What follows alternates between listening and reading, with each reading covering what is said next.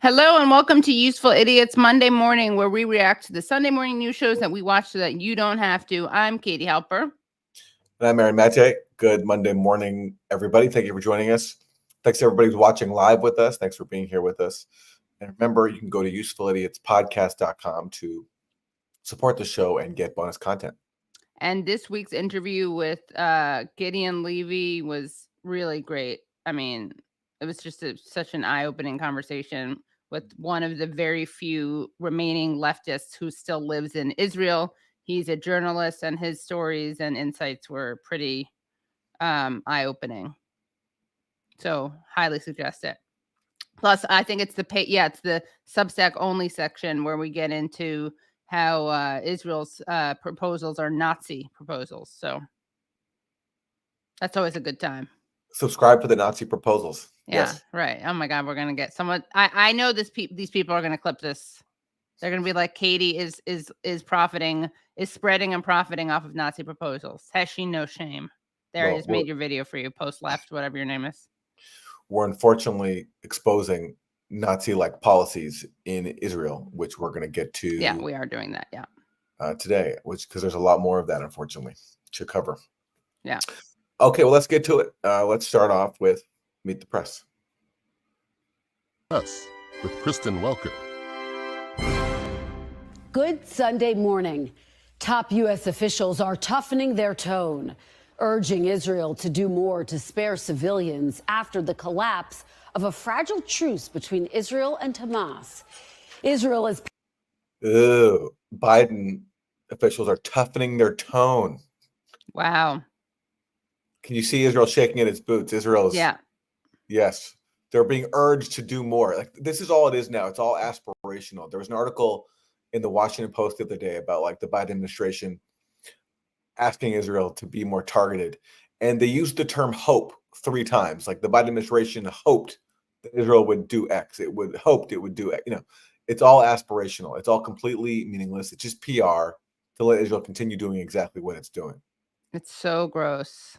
It's so gross. This isn't like how dealing with a house guest where you're like hoping that they'll do something or giving them, suggestions on how they could behave better as a guest. This is a question of policy, not like small talk. Yeah. And remember how like a month ago, the Biden administration was saying, okay, you know what? We didn't know that they're going to be dropping these huge 2,000-pound bombs on such a small, densely populated area. So we're going to give them smaller bombs to use. Well, they're giving Israel the exact same bombs that they were using from the start in this assault on Gaza, these massive 2,000-pound bunker buster bombs. So nothing has changed. Nothing. Not even the cute little bombs, the little individual personalized size bombs. Yeah, exactly. Just disgusting. And all these people are buying it. I hear all these people saying, look, the White House is doing everything that they can. Biden is behind the scenes. He's the one who's making this restraint happen. The tone is tougher. And the tone is tougher. The tone is tougher. Yeah.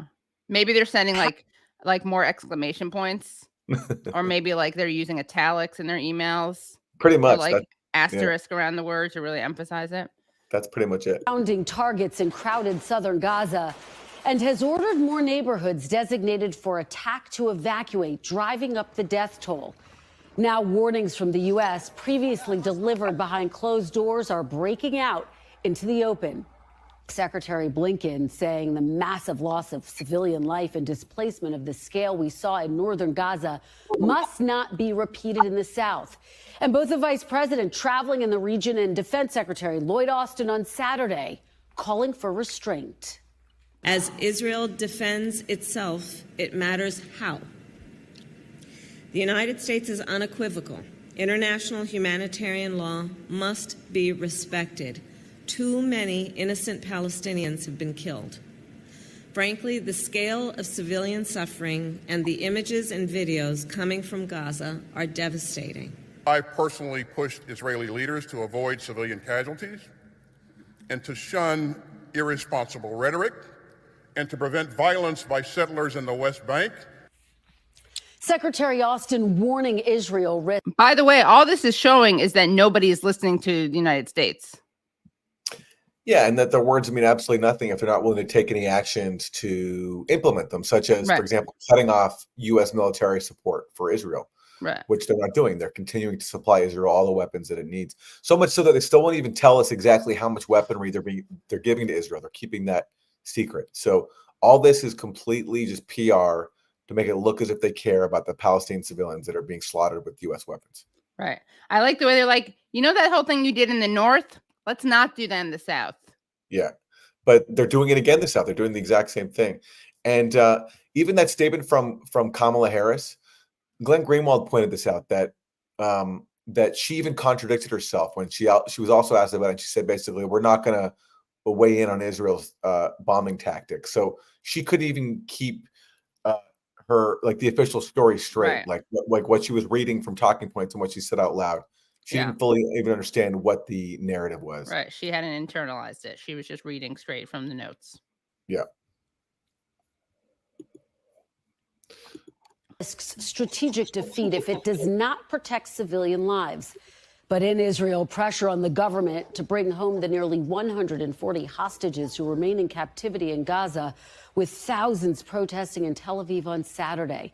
In an address, Israeli Prime Minister. So this is interesting. So just looking at the language, she says that Lloyd Austin, the Defense Department, what do we call him here? The Minister of Defense? The Pentagon head, the Director of Defense, says that Israel risks strategic defeat if they kill too many civilians. And then Welker goes, but here in Israel, pressure increases, as if those two things are contradictory, as if you can't not kill civilians when people want the hostages brought home. Yeah, exactly. If there was genuine interest in bringing the hostages home, there would be a negotiation. It's already worked. It's already worked. Right. But Israel doesn't care about that. They want to use this moment to destroy as much as Gaza as.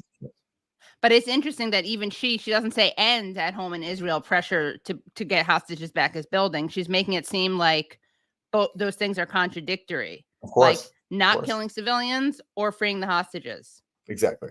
Yeah. Yeah. Mr. Netanyahu promised to do everything possible to bring the remaining hostages home, vowing total victory against Hamas. At the end of the day, this is our war, and we're the ones who need to decide. Ultimately, we're the ones who actually decide.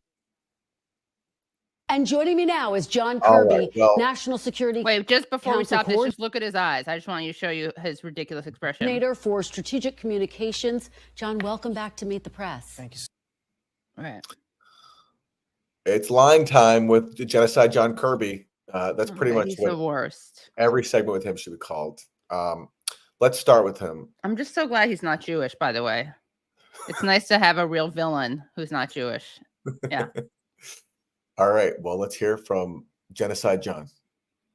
I just don't know.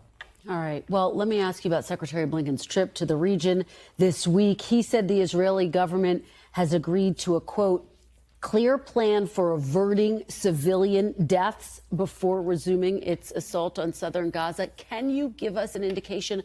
What is that plan, John, and what specific assurances has Israel given to the U.S.? I want to be careful that I don't speak to Israeli military operations and get ahead of what they're doing. That would be inappropriate for me to do. What I can tell you is that in our conversations with them, they have said that they agree with our idea here, that the approach they take matters, that the reduction of civilian casualties and, quite frankly, minimizing damage to civilian infrastructure is important to them, that they understand that. They're receptive to that message.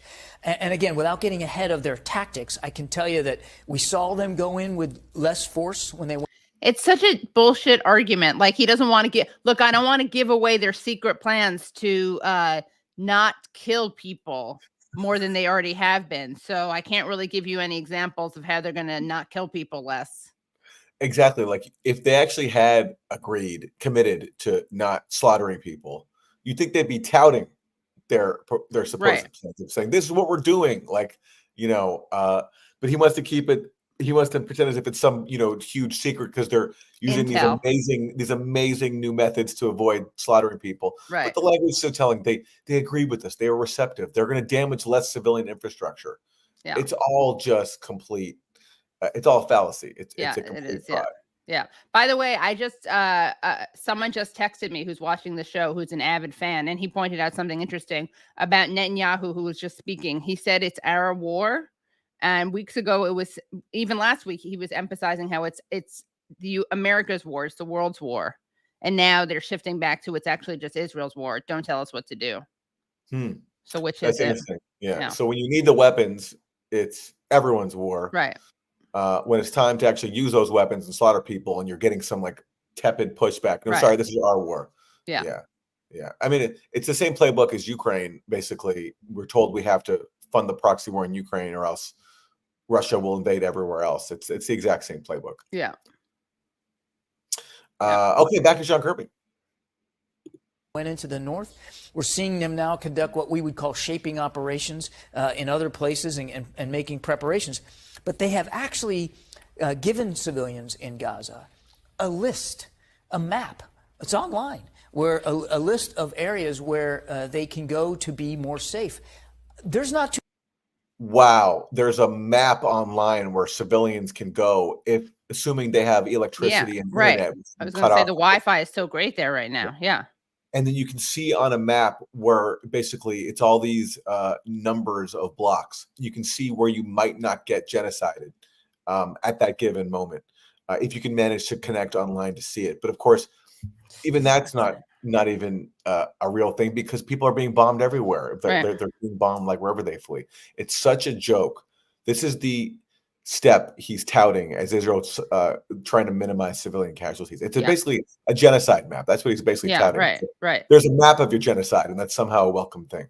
Yeah. Also, it's like how they have to update that, right? So it almost gives, I mean, we know this from why human rights organizations are critical sometimes of safe passageways as opposed to ceasefires, because they are constantly out of date. And you may say, oh, look at this road. This is a safe one to go through. And they've changed it. And how the hell are you going to know that? It's so disgusting. And he really wants them to have credit for it. He sure does. To get credit for it. Too many modern militaries in advance of conducting operations that would actually do that. So they are making an effort to at least inform the civilian population about where to go and where to avoid. I'm going to ask you about that map momentarily, but what is the United States prepared to do if it feels as though Israel is not following a specific plan to mitigate civilian casualties? What's the fallout? That's a hypothetical, and I don't want to get ahead. What? It's a hypothetical that they are killing civilians, the thing that they're already doing right now? Yeah. So according to Kirby, they're right now at this moment not killing too many civilians.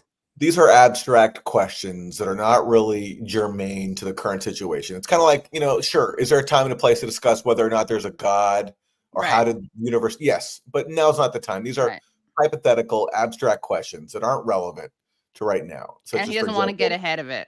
Yeah, exactly. Like, what should we do when the government we're arming to the teeth is committing war crimes right before our eyes? Not relevant, hypothetical. Let's put it off for another time. It's an academic question, really. Again, of where we are right now. Secretary Blinken was very clear. We've been clear actually from the beginning of this conflict. But will there be consequences, John, if the United States feels as though Israel is not following a specific plan? Again, I don't want to speculate one way or the other, Kristen. I want to make. You could establish that there are consequences by saying yes. So right now what you're doing is you're saying, by not saying that, you're saying, no, there won't be any consequences. So keep going, BB.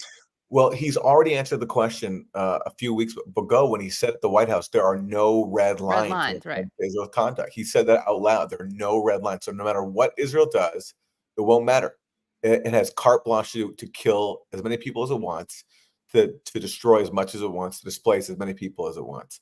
So he's just reiterating, although he doesn't want to. I guess that was embarrassing for them. So now he should, rather than saying what he said before, which is there's no red lines, he's saying, oh, that's hypothetical. Hypothetical, yeah. He's like this is like America has a genocidal, obnoxious kid who throws tantrums, but instead of throwing tantrums, they like throw genocide. And the parent refuses to lay down any laws, but says that they're urging better behavior. And as the kid is like terrorizing other kids at school, to continue the metaphor, they're saying it's hypothetical. Like, are you going to do anything to punish your kid for what they're doing? Oh, that's hypothetical. I don't want to get ahead of it. But they're receptive to behaving better. I mean, it really is. The dynamic is so, it's like it's just so much one of enabling abuse, enabling genocide. Yeah. No red lines. Two things clear. One is we're going to continue to support Israel as they go after. He almost said Hamas, but he was saying Israel as they go after Hamas. Yeah. Maybe that's a Freudian slip because of the way that Israel helped create Hamas. Hamas, the security.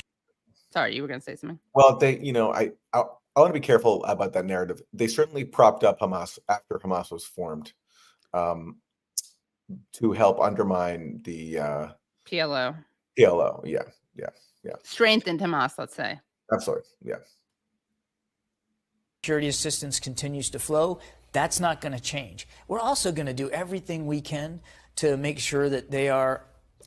So he just admitted it, that yeah, no matter what, answered what, the question. Yeah, the military assistance called security assistance is going to continue to flow. That's not going to change. So he's saying in different words, there's no red lines, no consequences. To answer her question directly, there will be no consequences, no matter what. Yeah. No, it's not a hypothetical anymore. Now he's yeah. What happened? What shifted, John? In those properly accounting for the civilian population and minimizing the damage and the casualties as much as possible. The other thing that we're not going to take our foot off the gas on is seeing if we can get another pause in place so we can get more hostages out and, just as critically, more aid in. Let's talk about. You're seeing if you can do that. You're putting the gas on seeing if. Yeah. What does that look like? We are pedal to the metal. All cylinders. Seeing if something can be done. Wow. So bold. Another pause can be done to the massacre. So we're gonna see, like, that's the most they'll do for Palestinians is we're gonna look into maybe pausing the massacre before it resumes. Right.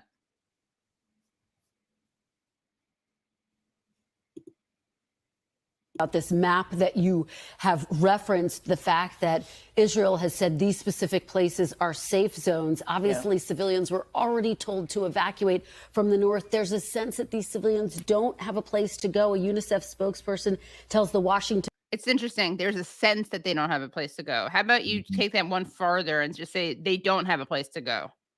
As opposed to it's this feeling. Yeah. There's something in the air. There's this. They don't have a sense to go. Je ne sais quoi. It's just amazing how much there is to debunk when you're committing a genocide. All the tricks of language that are used to remove everybody from the reality. Yeah. An agency. Yeah. And reality. Yeah. Quote: "There is nowhere to move to. Nowhere is safe in Gaza." What is your response to him and others? Well, we understand the anxiety and the fear there. I mean, not only. That is so moving. He understands the anxiety and fear that comes with not being able to go anywhere without getting bombed. I'm so reassured by that radical empathy that he's showing there. If only the people of Gaza didn't have their phones and internet cut off, they might know that John Kirby understands their anxiety about having nowhere to go. And that would probably give them like that life force. You know that book, The Secret? You have to manifest it. So they'd be manifesting life and survival. Yes.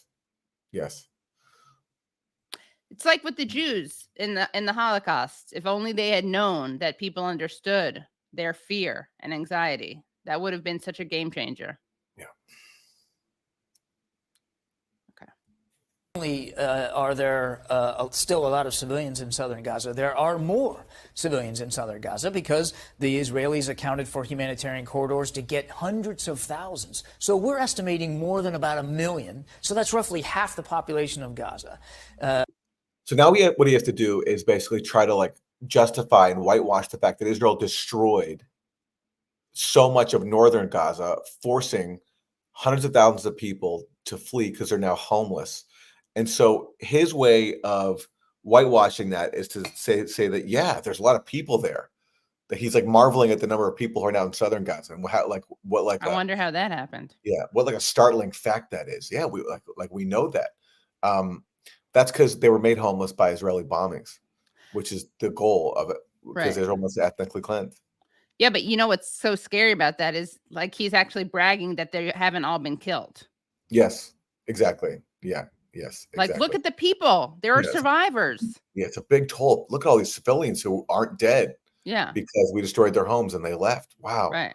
We're such humanitarians. Right. We didn't bomb all of them on the way. Is now internally displaced. That's a lot of people. And so we understand the concerns by the UN and by other non-governmental humanitarian organizations in there. That's why, again, we're working with our Israeli counterparts to do everything they can to provide these areas where people can go and feel a sense of safety. And again, they did put some information out. Not to be safe, by the way.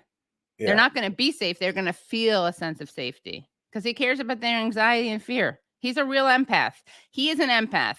He's the type of guy, he should never date a narcissist because it's going to be a nightmare because he's too feeling. He's too empathetic. In the last 24, 48 hours to articulate those kinds of areas, that's a step in the right direction. All right. Well, as we have discussed, the civilian death toll in Gaza has just been staggering. And despite all of this, only 1/5 of Hamas's fighters have been killed. Is Israel's goal of eradicating Hamas a realistic one? We know from our own experience, Kristen, that while you can't defeat an ideology necessarily, you can certainly make it much more difficult for a group to operate, resource, train, plan, conduct attacks by going after their leadership. Certainly going after their sources of funding, and we've laid additional sanctions on Hamas ourselves, but going after their leadership has a deleterious effect on their ability to operate. And that is what Israel is focusing on. And they have taken out, in fact, in just the last 24 hours, taken out yet another leader of Hamas, a battalion commander, and they're going to go after others. We think that that is certainly a useful tactic to pursue. Let's talk about the hostages. How many new recruits do you think they've created? Yeah, and of course, it's such the question itself presumes that the goal is legitimate to begin with. Right. And that's pretty much the only question you're allowed to ask is, are the objectives achievable? So in Vietnam, is it realistic that we can achieve victory while wiping out millions of people? It's, every single war the U.S. is involved in, that's the main question you're allowed to ask is the goal achievable? You're never allowed to ask, is the goal legitimate? Do we have the right to be supporting a genocide campaign against a besieged civilian population? That's never, ever asked. Right. It's taken at face value that we do. Well, unfortunately, we have a lot more John Kirby I know, because I'm really he's everywhere. sorry. Spread the gospel. So At least he's more dynamic to look at than Jake Sullivan, who's just that's true. He does have more facial expression. Yes. Okay. Well, here is John Kirby on Face the Nation. We heard from your old boss, the Defense Secretary, Lloyd Austin, there in the beginning of the program. And he said that the lesson he learned from the ISIS campaign was that in urban warfare, you have to protect civilians. He was pretty sharp in his words. He said he has pushed Israeli leaders to avoid civilian casualties, shun irresponsible rhetoric, prevent violence by settlers in the West Bank. It certainly sounds like the Netanyahu government has not made the changes that they have been asked to make for the past few weeks. They have been receptive to those messages. Those messages that he delivered in public, we are also delivering in private. For 3 weeks or more now, including on this program. They have been receptive to those messages. Now, again, what does that mean? They haven't threatened you? Like, what does that mean to be receptive to those messages? They don't hang up the phone on you? And by the way, I'd love to hear what these people have to say behind closed doors about Austin. I don't think they're being very receptive to that. When I say these people, I mean Israelis. You think they're really like, okay, Lloyd, I hear what you're saying, and I'm taking it in, and I receive that wisdom. Exactly. This is so stupid. I can't believe it. Yeah. I want to make it clear. The right number of civilian casualties is 0. And it's clearly many thousands have been killed and many more thousands have been wounded, and now more than 1 million are internally displaced. We're aware of that, and we know that all of that is a tragedy. We grieve with all those families. That's why we continue to work, as Secretary Austin said, with our Israeli counterparts to get them to be as careful and as precise and as deliberate in their targeting as possible. And we grieve with all those families as we continue to give Israel the weapons and the diplomatic cover to create thousands more casualties and create thousands or more grieving families. That's pretty much the policy. It's so cynical, so Disgusting. gross. This is his job to pretend as if he cares. I mean, you know. Also, he doesn't grieve with all those families. He doesn't even fake grieve with all those families. He fake grieves with the Ukrainians and the Israelis, as we've seen him do. That's true. You're right. Yeah. He shed fake tears for Israel and Ukraine, zero for Gaza. Yeah. Nothing. Yeah. Muin Rabbani called it testosterone. John Kirby's testosterone. That's pretty good. That's pretty good. I would tell you, as I said, they have been receptive. They went into North Gaza with. Okay, I don't know. I can't stop thinking about this as like a parent-child dynamic. But if I, for 3 weeks, hadn't cleaned my room and I had a really messy room and my parents kept telling me to clean my room and I was like, I'm receptive to that. That wouldn't be very reassuring if I'm not doing it. Kids out there, give it a shot. See if that works with your parents. Yes. I'm receptive to your message. I'm receptive. If you're like Israel and your parents are like the U.S., it will work. It's a much smaller force than what they had originally planned to do. And here you have, because the United States slowed down those operations. And if you have in the last 24 hours, they have been putting a map online of places where people in Gaza need to avoid and need to go. They don't have connectivity widely in Gaza. But you know that. Well, they've also been doing it with paper and leaflets and that kind of thing. My point is, Margaret, that. So if you're lucky enough to live as Israel's bombing you, you might get a leaflet dropping by your bombed out home saying, with a bunch of like numbers on it, saying this neighborhood that you flee to might be safe for you if you manage to not get killed on your way there. It's just unbelievable. It's unbelievable. And she doesn't do enough, Margaret, but she's the only person who ever comes in with these kind of, like, it's just telling that even saying what she just said, no one else really does. Like something that should be so glaringly obvious and said, they don't have connectivity there. He didn't even know how to, he was like, oh, well, they have paper copies too. But this is the type of thing that should be said to him every single time, said to all of them, but it's not. All right. We have one more John Kirby because he is going to roll out, Katie, your personal favorite talking point just one more time. All right. We've seen those warnings from Vice President Harris and Defense Secretary Lloyd Austin about civilian casualties. Any sense that Israel is heeding those warnings? Yes, sir. We believe that they have been receptive to our messages here in terms of trying to minimize civilian casualties. So there it is. We just want to show that one more time. They're receptive. They're receptive. It's John Kirby's receptive tour. Yeah. The genociders are receptive to our message as they commit genocide. That's pretty much the message. The radical practice of receptive genocide. Receptive genocide. Oh, it's so sick. It is just so sick. Okay, more John Kirby. Looking ahead to the future, not just to the current moment, but looking ahead. He's got a message of hope.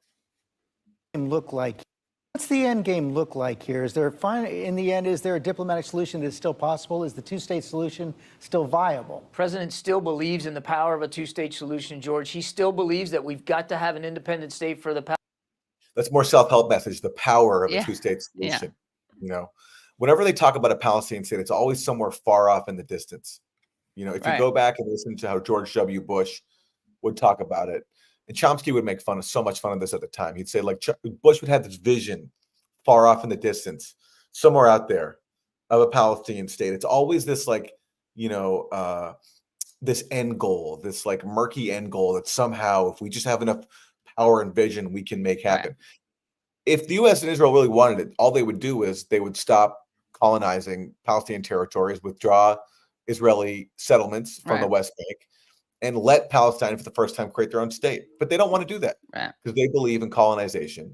For the same reason they also believe in wiping out Gaza now, because they want to take over the land they want. And they don't want Palestinians there. So all this talk about a vision of a two-state solution, the power of a two-state solution, it's all just a fig leaf to justify perpetual dispossession and occupation. Yeah. And as Gideon Levy has said, all the people who now want a two-state solution are the same people who blocked it when it was possible. Yeah, exactly. Exactly right. Okay. And meanwhile, Ron Dermer, who is an Israeli minister, he's not going to bother with paying lip service. He's not going to bother with paying lip service to a Palestinian state. He is he spoke also to ABC News. Here he is. Let me ask you the same question I asked John Kirby. What is the diplomatic endgame here? Does Prime Minister Netanyahu agree with President Biden that a two-state solution is still viable? Well, what the prime minister has said for many years, and you've interviewed him over the years, is that we want the Palestinians to have all the powers to govern themselves, but none of the powers that they can use to threaten Israel. And that's something when we get back to negotiations, we'll have to see how we do that. I know that everybody is racing forward right now to try to establish a Palestinian state. For the people of Israel, they don't even understand that, because we just suffered the equivalent of 20 9/11s. And I think How many 9/11s have the Palestinians suffered by now? Yeah, not just during this round of massacres, but in the more than 50 years of occupation before that. Yeah. And more than 70 years of dispossession since 1948. It's also like, just about the 9/11 thing. It's so telling, because that was a disastrous response, what we did. And they keep referring to this as if this is a teachable moment, what we did in 9/11. And what we did because of 9/11 was Afghanistan and Iraq. So we're supposed to take comfort in that Israel will do something like that. Mm-hmm. Anyway. Yeah. And again, missing from all these conversations is the word occupation. So if Israel doesn't want to experience attacks on its territory, it should stop occupying other people. It should stop occupying Gaza and the West Bank. It's pretty simple. Like, when you occupy people, subject them to a brutal siege, people are going to resist militarily. That's what happened. And that's completely missing from all this. It's like history begins for these people on October 7th. There's nothing before that. And but what's interesting here is, like, this Israeli official can't even keep the talking point straight with the U.S. The U.S. wants to pretend as if they care about some distant future of a Palestinian state. Israel doesn't have time for that. No. We don't even understand that. Yeah. the last thing you want to do is send a message to any terror group that the way you're going to achieve some sort of aim is to perpetrate a massive terror attack. I think right now what we have to focus on. That's the message Israel's sending every single day. They're committing a massive state terror attack, and they want us to believe that that is justified because their aim is to eradicate Hamas. Right. So that's exactly what they're doing right now in Gaza. Is destroying Hamas. We have to get rid of this terror organization, this ruthless, brutal terror organization within Gaza. I think that's going to present many different opportunities. It's going to enhance Israel's security. It's going to be very good for the Palestinians of Gaza because they're not going to have to go through round after round. And I think it's going to open the door to a regional peace. And in the context of that regional peace, we'll have to figure out how we can put ourselves on a path towards an ultimate political settlement with the Palestinians. That's what everybody wants, and I think we can get there. But the first thing we have to do is the same language. We're going to put ourselves on a path. Yeah, exactly. You know, it's never we're going to finally stop oppressing and occupying Palestinians. No, of course not. We'll put ourselves on a path towards something in the future, which is just, language to basically justify perpetual occupation, stealing the land that Israel wants, giving Palestinians the scraps. Destroy Hamas, which is not interested in any peace, any two-state solution. They just want to destroy the state of Israel. And that's false because Hamas has previously been far more accommodating than Israel has when it comes to the global consensus of two states. Hamas was previously accepted a state within the West Bank and Gaza, which for Palestinians is a huge concession because that's only 22% of historic Palestine. But Israel, backed by the U.S., can't accept even that. They want to colonize even more land and take over the land, the parts of the West Bank that have the water and other valuable areas. And so it's Israel that's always opposed the international consensus of a two-state solution. Right. Israel's far more extreme than Hamas on that question, far more. And also, if in case this guy's name looks familiar, not that you would know this from George Stephanopoulos interviewing him, but let's go to this tweet. This is Ron Dermer, okay, who went on this week's ABC this week. Ron Dermer. Now, there's a story out in an Israeli newspaper, a right-wing Israeli newspaper founded by Sheldon Adelson. Netanyahu wants to thin out Gaza by pushing population into the sea. Report. Guess who he's tasked with this? Who's supposed to be overseeing this? Next slide, please. None other than Ron Dermer. Okay. So Israeli Prime Minister Benjamin Netanyahu instructed one of his closest aides to explore ways to quote unquote thin out, end quote, Gaza's population. And according to the Israeli Daily, Netanyahu instructed Ron Dermer, his Minister of Strategic Planning, and a close aide to have a plan for the day after in Gaza, and if necessary, one that what is that? I can't see. Enables a mass escape of Palestinians to Europe and African countries by opening sea routes out of the Strip. The secret plan, seen by Israel Hayom, that's the newspaper, is being tightly circulated due to its obvious explosiveness, said the report, adding that Netanyahu sees this as a strategic goal. So you would think that this would be a relevant question. For Ron Dermer, yeah. For Ron Yeah, Dermer, tell us yeah. about your plan to thin out Gaza. And, he's being a little coy about not knowing what the end game is here. The end game is not a two-state solution. The end game is literally ethnically cleansing Gaza. Exactly. Thanks, Ron. Okay, let's turn to another advocate of ethnic cleansing. His name is Lindsey Graham, the senator from South Carolina. Here he is speaking to CNN.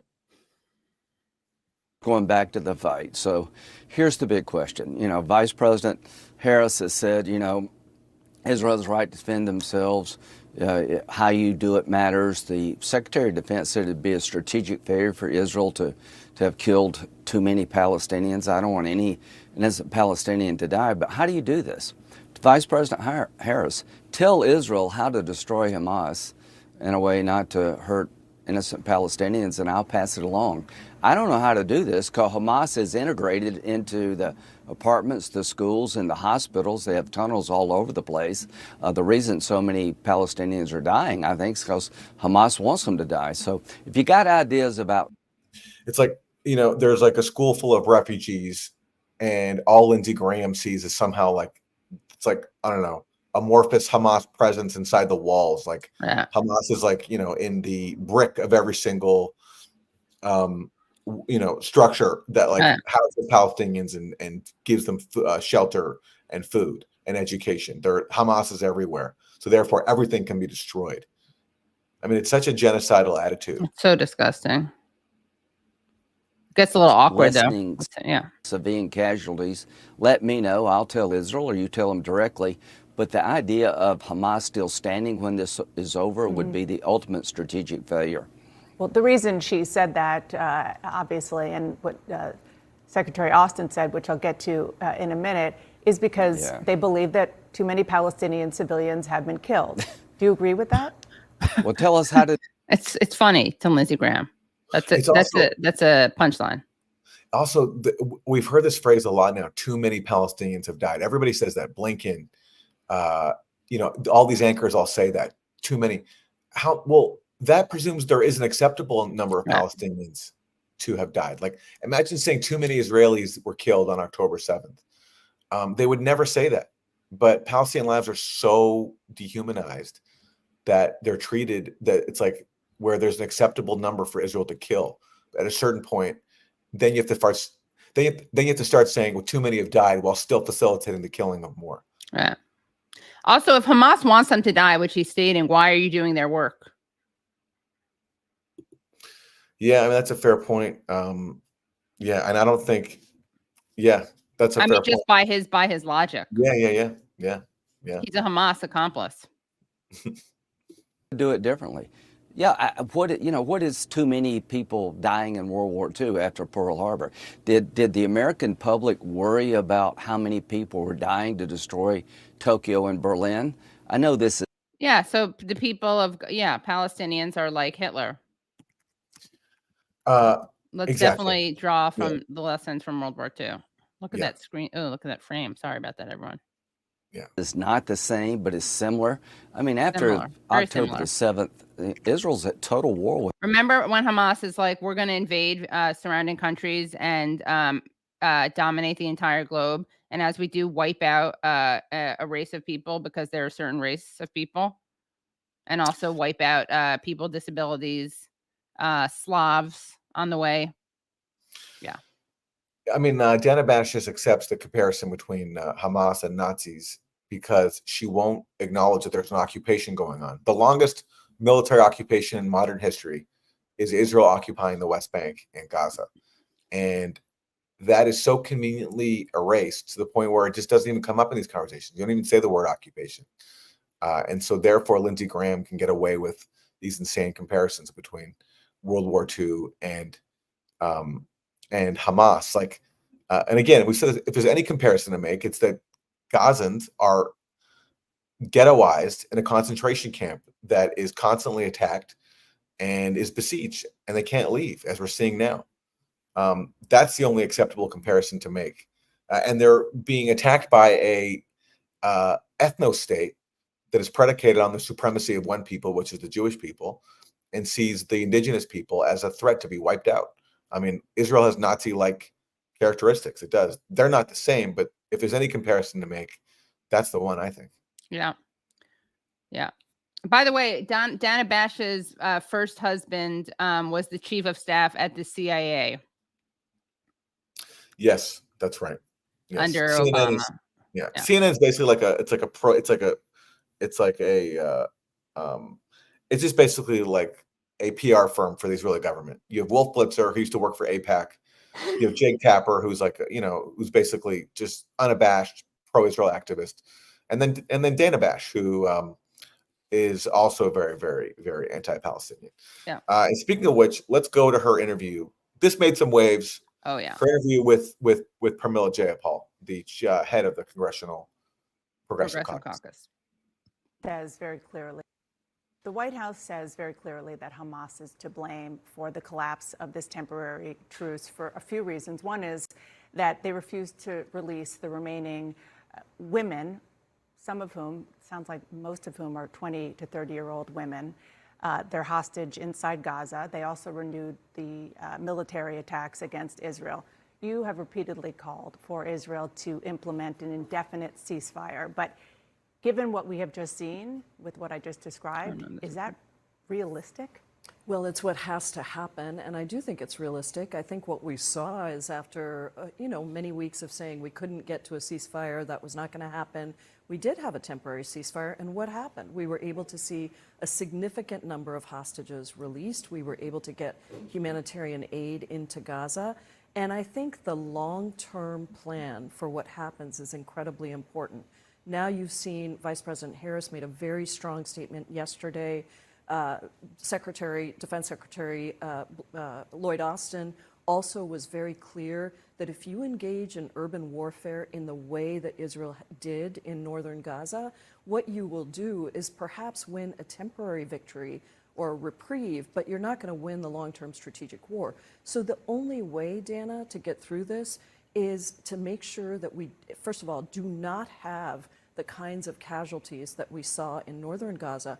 There's no way to do that with the kind of war that Israel is waging right now on Gaza. Well, a couple of things. One is, you said it worked. Yes, there were hostages who were released, but it wasn't even an actual hard ceasefire. They were just trying to get another day, and Hamas wouldn't comply.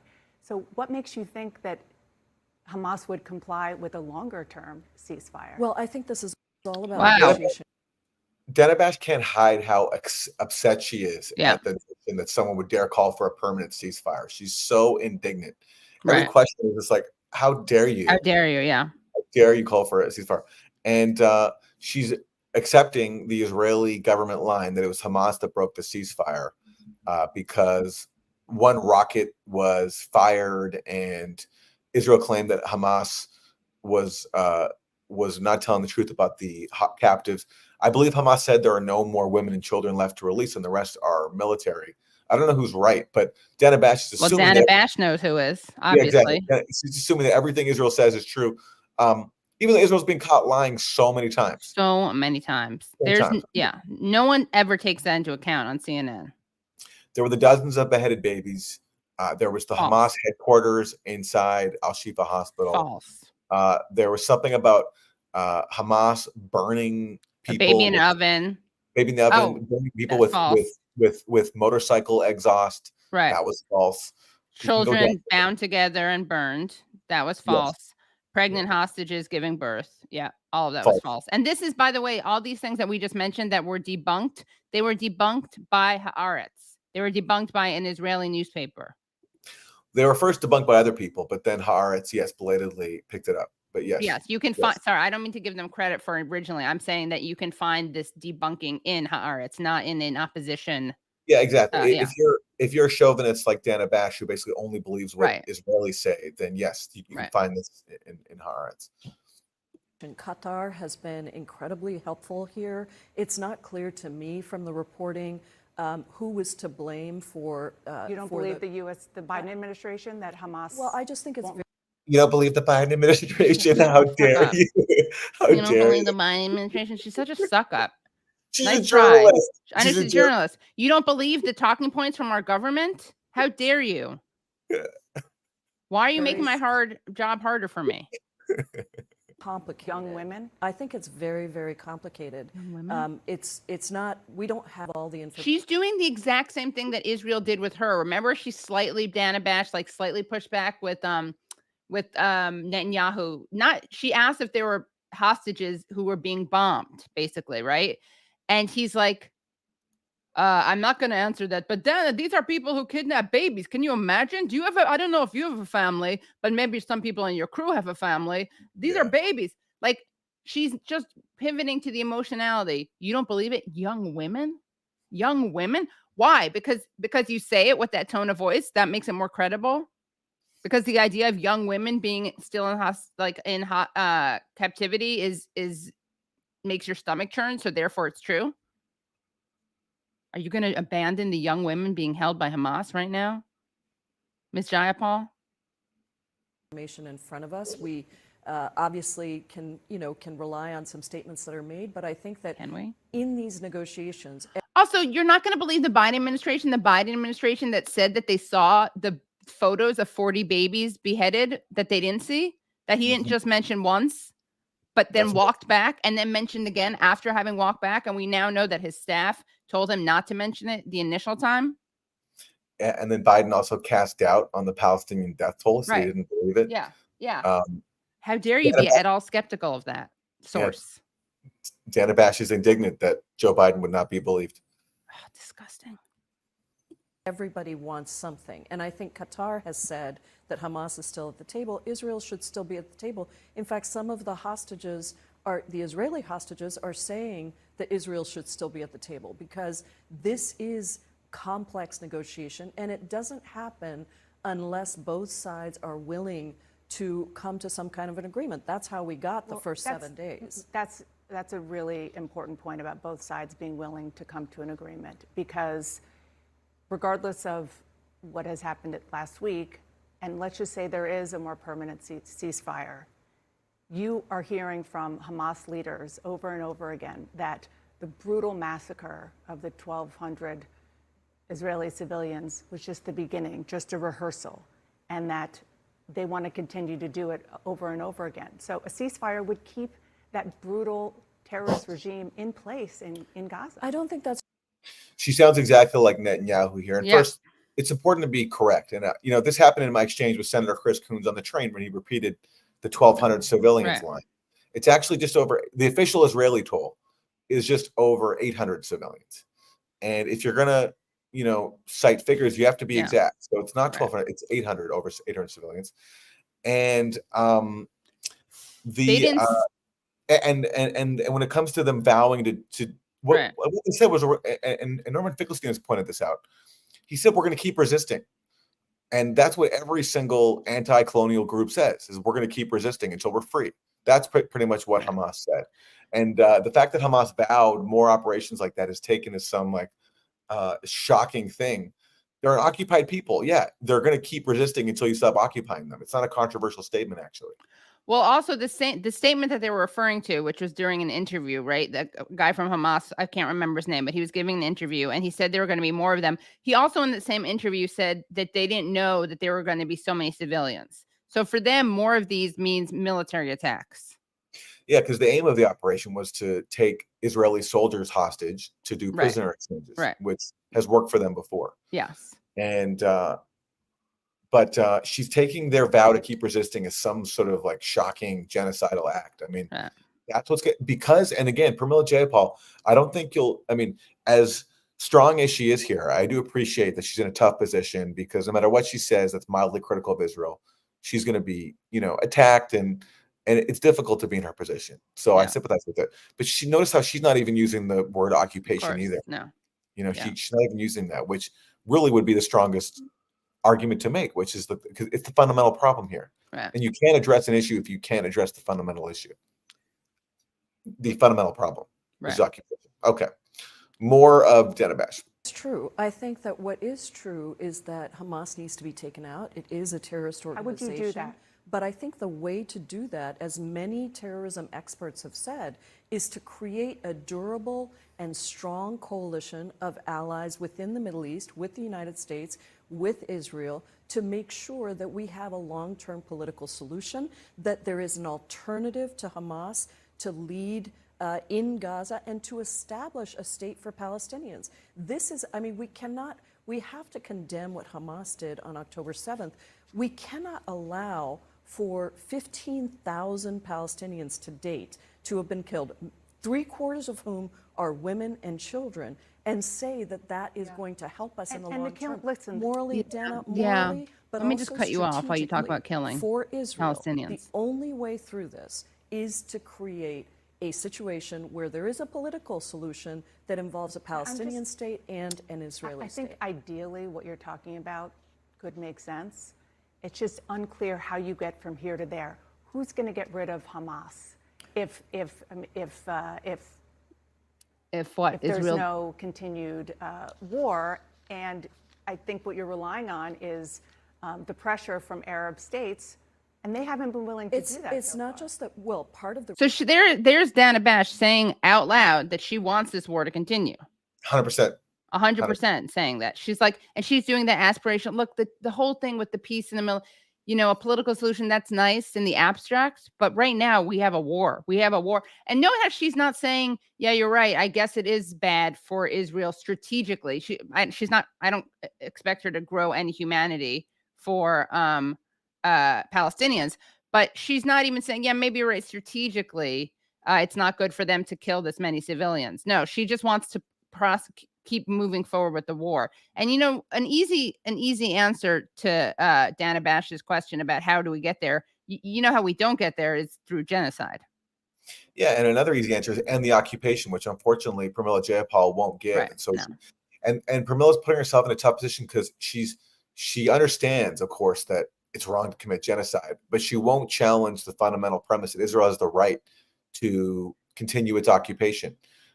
And if she would really, she could give a direct answer to Dana Bash and say, we get there by ending the occupation. Right. That's the first thing that has to happen. Israel has no right to fire a single bullet into Gaza, a place that it's occupying. It only has the obligation to end the occupation. Yeah. But she can't say that yet. No, because that's not part of the acceptable discourse yet. Yeah. The reason they haven't been willing to do that is because we have been allowing Israel to literally indiscriminately bomb hospitals. Good for her for saying this international humanitarian law. And so we are creating even pre-October. enemies. Okay, even pre-October 7th. Can I just ask you one more thing about that? You have seen the information and intelligence that Hamas has used its own civilians. The death of civilians it's horrendous. What intelligence is she talking about, by the way? I'd love to know. Can she name some intelligence about this? She's talking about Israeli government propaganda Right. parroted by the Biden administration that she takes at face value because she's a stenographer. She's a spokesperson for Israel, basically, not a journalist. Yeah. And she also is, again, it's so fascinating that nobody ever brings up the fact that, as Amnesty International documented, Israel uses human shields more than Hamas does. No one ever talks about that. Let's hear more propaganda from Dana Bash because she's going to say another lie. Hamas has used its own civilians as human shields. Those hospitals and so forth are places where Hamas keeps weapons and keeps its Hamas leadership, that they had their headquarters there. Dana, so that would be a good opportunity for Pramila Jayapal to push back and say, actually, that's a lie. That's a documented Israeli lie. Lying sack of shit. Hamas headquarters at the hospital. Gareth Porter of Consortium News had an article recently pointing out that the Jerusalem Post had an overlooked article which reported that actually Israel did find a Hamas headquarters, but it was miles away from Al-Shifa Hospital. So Israel was caught lying through its teeth. Dana Bash sees herself as a spokesperson for Israel, obviously. He's just parroting it. Pramila Jayapal, unfortunately, doesn't correct her. But that's just an example of the kind of stenography that's on television every single day, masquerading as journalism. And speaking of which, let's go to more from Dana Bash and Pramila Jayapal in this next clip. This one got a lot of attention. We should have conditions on military aid in the same way that we do for every other country. I want to ask you about sexual violence. And it's kind of remarkable that this issue hasn't gotten enough attention globally. Widespread use of rape, brutal rape, sexual violence against Israeli women by Hamas. So it would be great if she could here present evidence for this alleged widespread sexual violence and use of rape by Hamas. Do you think she's going to? I don't think she will, no. I've seen a lot of progressive women, generally speaking, they're quick to defend women's rights and speak out against using rape as a weapon of war, but downright silent on what we saw on October 7th and what might be happening inside Gaza right now to these. What might be happening? How are they silent about what might be happening? About what might be happening? I mean, have any of the freed women hostages in Gaza, the Israelis, have any of them alleged that they were sexually assaulted? Not a one. So Dana Bash, because she adopts this racist trope of these Arab savages raping, Israeli Western women, just is basically envisioning this happening, even though there's zero evidence to support it. And also, we have to say, there's no evidence so far of widespread rape or even rape at all on October 7th. There's no physical evidence. The Israeli authorities have admitted that there's no physical evidence, and there's no direct testimony either. Now, nearly 2 months later, we're starting to get some purported witnesses coming forward and telling these really outlandish tales that I think are false on their face. But you have to wonder, why are these testimonies only appearing now, and why is there no evidence to support them? But Dana Bash takes them at face value. I mean, Aaron, when you say there's no stories, there's an entire CNN report. This is a big circle jerk on CNN. We have Jake Tapper doing a report on alleged sexual violence, which, by the way, Mondo Weiss has a great piece on this, which relied on non-credible witnesses, and some had undisclosed ties to the Israeli government. This article is great. It goes through a lot of the inconsistencies. Also, it should be noted that Physicians for Human Rights, Israel's own Physicians for Human Rights, is not counting the allegations or the claim that, because I think what people are responding to, besides this in-house CNN circle jerk, because we have Dana Bash talking about it, we have Jake Tapper talking about it, then we have another CNN journalist who's tweeting about it and smearing Pramila Jayapal for not condemning it sufficiently. They're basing this on a CNN story, but what a lot of people are saying is that there were orders for Hamas to sully women. And again, Israel's own Physicians for Human Rights, which did a report on the sexual violence, says in video shared with the media by Israel's Shin Bet security service, interrogated persons can be seen describing the orders they had received to kill and kidnap civilians, as well as orders to, quote, sully, unquote, women, meaning to defile them through sexual acts. It is important to note that we have not relied on the accounts recorded in these videos due to severe concern that the interrogations included the use of torture. So they're basically saying that Israel is torturing people into saying that they were ordered to sully women. And Physicians for Human Rights is not going to rely on that, but Dana Bash sure is. Yeah, exactly. We're going to go let's go back to the clip. Hostages. Why is that? I mean, I don't know that that's true. I think we always talk about the impact of war on women in particular. In fact, I remember 20 years ago, I did a petition around the war in Iraq. Have you talked about it since October 7th? And I've condemned what Hamas has done. I've condemned specifically all of women? The actions. Absolutely. The rape, Did she ever ask Netanyahu when she had him on if he would condemn the killing of children, specifically the Palestinian children? Or rape allegations against Israeli soldiers. Oh, right, which she doesn't mention at all. Yeah, which she pretends in this interview doesn't exist. And again, Pramila Jayapal is in a tough position here because, look, rape is such a sensitive allegation for obvious reasons, for understandable reasons. And so the reason I think it's being trotted out now is because Israel's facing global condemnation for what it's doing. So they need to find an allegation that is the hardest to question. Like you're not, it's very difficult to question, right? But the point is, there's no evidence so far. There's claims of it. New, yeah. But there's no actual evidence. Israel, there's no physical evidence, and there are no purported rape victims giving firsthand testimony. You just have people telling some really questionable stories, like this one guy who's just emerged in Israeli media. It's a purported male witness. He claims he saw 8 to 10 Hamas militants raping one woman who he describes as someone as an angel with the face of an angel or something like that, which is like weird language. And then he says he saw a Hamas member take a shovel and chop a woman's head off, and the head rolled in front of him. These are really fantastical tales that require evidence to be believed. And so far there is none. Pramila Jayapal is not in a position, I guess, to voice minimal skepticism. But so she's trying to push back within the confines of accepting Dana Bash's evidence-free claims, but it's still an important exchange. Yeah.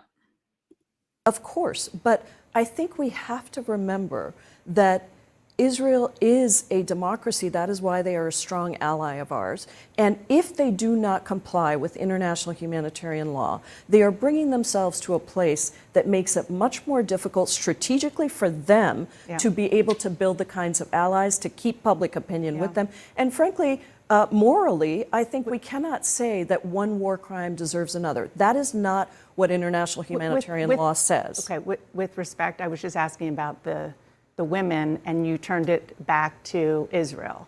I wonder why. Why do you think she did that? Do you think that's not all relevant? Because you're clearly putting this in there to justify what Israel is doing and to deflect what they're doing today. You're talking about October 7th because you want to exonerate Israel. That's why you're doing it. Because if you cared about human rights and you cared about crimes against humanity, which includes rape, and you cared about violence against women, you know who's being killed disproportionately right now? Are Palestinian women. But it's always it's like the gruesome offs, the gruesome games. Like they will always talk about how gruesome something is. And you know why they do that? Because Israel has it really easy. They don't have to do anything up close and personal because all they have to do is drop bombs. So they love focusing on alleged or sometimes real violent events that give you more of an ick factor because Palestinians don't have bombs and missiles. Dana Bash is offended when you bring up Palestinian deaths, and she's offended when you contradict or challenge the Israeli or U.S. governments. Yeah. And listen to this is the cherry on top. Ready? About Hamas. In fact, I already answered your question, Dana. I said it's horrific, and I think that rape is horrific, sexual assault is horrific. I think that it happens in war situations. Terrorist organizations like Hamas obviously are using these as tools. However, I think we have to be balanced about bringing in the outrages against Palestinians. 15,000 Palestinians have been killed in Israeli airstrikes, 3/4 of whom are women and children. And it's horrible, but you don't see Israeli soldiers raping. Well, Dana, I Palestinian think women. we're not. Actually, you do see Israeli soldiers raping Palestinian women, and there are stories about that, but you don't see them, Dana, because you don't read the newspapers who report on them. Yeah, and some of the Palestinians who've just been freed from Israeli prisons have just said that there was sexual violence committed against them. They were threatened with rape. Yeah, and they can, if she wanted to. I think Dana, I invite all of CNN, Jake Tapper. They should do a story of the conditions faced by Palestinians, not just women, but men also who have reported. In fact, we had on a guest ourselves who said that he was groped. Remember? Who was a West Bank activist. Issa Amro. Issa Amro. Yeah. So I would love for her to respond to that. It's just disgusting. And this is obviously very personal to Dana. We saw her cite the Torah when this attack happened. I don't begrudge people from being horrified by death, but I do begrudge them, or I do have a problem with them being horrified by deaths of certain people and not horrified by deaths of others. And if she cared about women as much as she claims, she wouldn't just care about alleged rapes. She'd care about actual deaths of women. Unfortunately for Palestinians, those are not the women that Dana Bash cares about. It's just such obvious growth. And I hate being in this position where I have to almost, then everyone is going to sound like they're downplaying rape. No one's downplaying rape. Rape happens in war. It's very possible that there were rapes on October 7th. It definitely, what I will say is it was not a plan.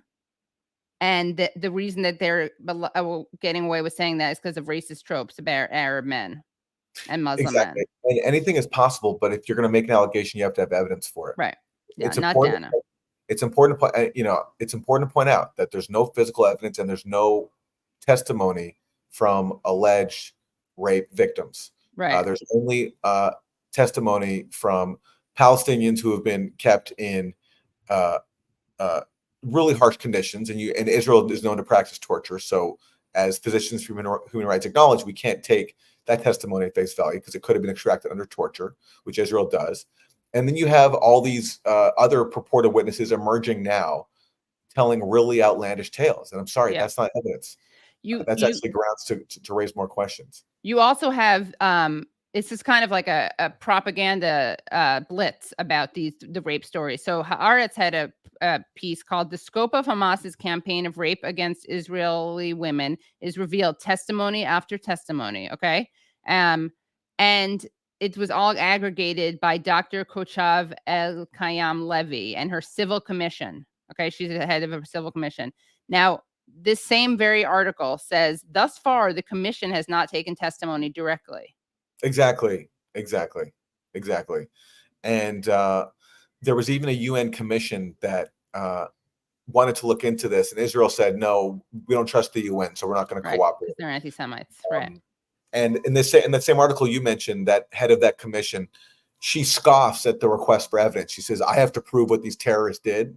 Yeah. So if you're going to make those claims, you have to have evidence. And absent that evidence, you can't take them at face value. Yeah. That's a pretty simple truism, but yet that's taken as somehow being supporters of Hamas or apologizing for Hamas. No, it's just basically it's minimal evidence. Or rape apologies, yeah. And by the way, this same woman who's the head of the civil committee, she presented images of dead female Kurdish fighters and pretended that they were women sexually assaulted at the Nova Music Festival. And her background, by the way, is she presents herself as a feminist legal scholar. Her background is being a legal advisor to the Israeli Attorney General on how to deal with Palestinian hunger strikes through use of force feeding. Wow. Okay. Well, so she does not sound like a very neutral source here, to say the least. Nope. She wrote an article, Facing the Human Rights Challenge of Prisoners and Detainees Hunger Strikes at the Domestic Level, Guidance for Policymakers, Government Officials, and Legal Advisors in the Management of Hunger Strikes. That's our feminist rape expert. Great. All right. Well, this has been another depressing episode, but an important one because there's just so much propaganda to debunk. And that's what we're here to do. So thank you, everybody, for joining us.